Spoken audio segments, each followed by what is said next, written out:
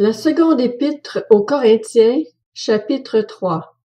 Commençons-nous de nouveau à nous recommander nous-mêmes, ou avons-nous besoin, comme certains, de lettres de recommandation pour vous, ou alors de votre part? C'est vous qui êtes notre lettre, écrite dans notre cœur, connue et lue de tous les hommes.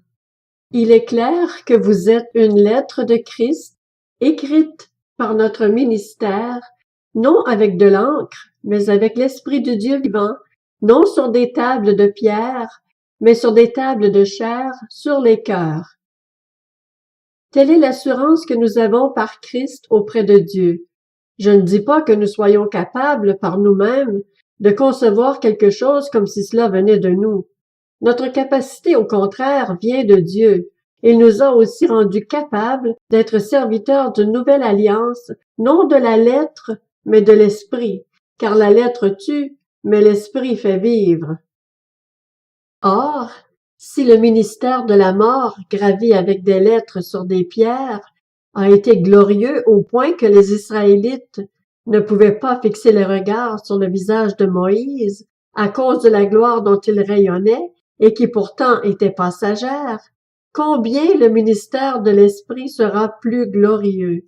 En effet, si le ministère de la condamnation a été glorieux, le ministère de la justice est bien plus glorieux encore.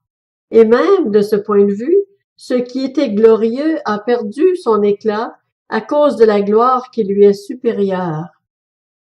En effet, si ce qui était passager a été marqué par la gloire, ce qui est permanent sera bien plus glorieux. Puisque nous avons une telle espérance, nous faisons preuve d'une grande assurance. Nous ne faisons pas comme Moïse, qui mettait un voile sur son visage pour que les Israélites ne fixent pas les regards sur la fin d'une réalité passagère. Mais leur intelligence s'est obscurcie. Jusqu'à aujourd'hui, en effet, le même voile reste lorsqu'ils font la lecture de l'Ancien Testament, et il ne se lève pas parce que c'est en Christ qu'il disparaît. Jusqu'à aujourd'hui, quand les écrits de Moïse sont lus, un voile recouvre leur cœur. Mais lorsque quelqu'un se convertit au Seigneur, le voile est enlevé. Or le Seigneur, c'est l'Esprit, et là où est l'Esprit du Seigneur, là est la liberté. Nous tous qui sans voile sur le visage, contemplons comme dans un miroir la gloire du Seigneur, nous sommes transformés à son image de gloire en gloire par l'Esprit du Seigneur.